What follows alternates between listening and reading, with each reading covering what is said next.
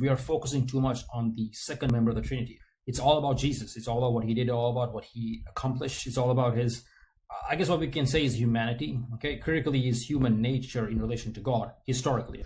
Now, I just want to build on that a bit further and to make the point that one of the problems we have with Christianity today is that its spiritual character is still very, how can I say, Christological. It's very Christ-centric. We're still sort of basing our faith on Christ and what he accomplished and what he did. And the problem with that view is that not only does that base itself on the false or mistaken, or I think ill-advised view of Christ still being with us, which he's not. There is no Jesus Christ with us anymore, critically in a physical sense. I mean, you can believe in him at a personal level, that's secondary, but it also confuses our spiritual journey. Because when it comes to Christianity, right, you and I are not very clear, most of us, I would say, are not clear on how God's power operates, okay? So, for example, when I say I believe in Jesus and his power to do things, am I thinking of his ability to do things that he did 2,000 years ago, like come into someone's house and raise the dead person to life, or, turn water into wine? Because he did that literally, right? He was a physical presence doing those things. Obviously, that's not going to fly in the world today.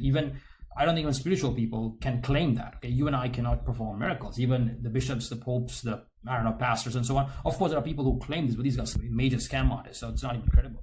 But what I'm getting at, listener, is that we are missing something more fundamental, or something that's more, how can I say, more evolved from that stage, which is that our relationship with God at a deeper level is spiritual, and then that power, let's say, that relationship, let's say, manifests itself in the world. How we do things, how we work, how we produce things, how we think, how we order our thoughts, how we order our life. So, for example, some of you may have seen, this popular video by Alex Hormozi, how he was a Christian, okay, how he was a believer, etc., for many years, and then he gave up. I think it was like 4 or 5 years, and now he's, practically an agnostic. Maybe he's an atheist, I don't know.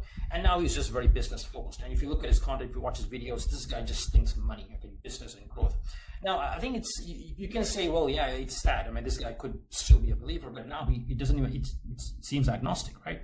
But I would say it's not exactly clear what his belief is. And I wouldn't write him off as an atheist or agnostic, in the sense that paradoxically, even though, let's say, Alex Hormozi is very materialistic, very money-oriented, in what he does, in his mission to help people, to build businesses, to build their careers, to grow, okay, a lot of the advice he gives to young people in their 20s and 30s, he is providing value. He's providing a service. He is helping men and women do better in their lives. And that, at a certain level, is a Christian principle. At a higher level, okay, sure, it's not the message of Christ of, loving your neighbor and giving up your possessions and laying down your life. It's not that one, but it's a different one. And I would say, in a certain sense, a much needed one.